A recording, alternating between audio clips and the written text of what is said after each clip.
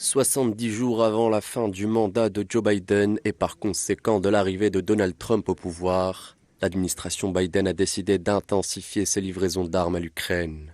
Le Pentagone, ministère de la Défense américain, a décidé de déployer des efforts logistiques supplémentaires pour expédier le plus rapidement son matériel militaire. Dans le cadre des 7,1 milliards de dollars alloués par Washington à Kiev, dernière tranche du mandat de Biden, la Maison-Blanche a déclaré travailler dur pour remplir les engagements américains d'assistance militaire et financière.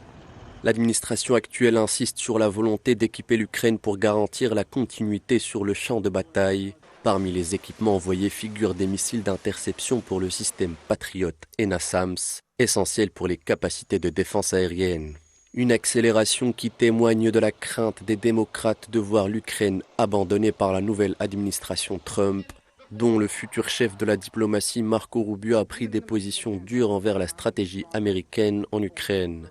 Marco Rubio avait voté contre le projet de loi d'aide, défenseur de l'America First. Trump et Rubio préconisent de lutter d'abord contre les problèmes internes des États-Unis, en rupture avec le statut de gendarme du monde. Un retour à un isolationnisme historique, opposé à l'interventionnisme des dernières administrations démocrates. À l'approche de la transition présidentielle, cette intensification militaire soulève la question de la pérennité de cette politique dans un avenir proche, mais aussi celle de la capacité de Kiev à tenir le cap sans l'aide de Washington.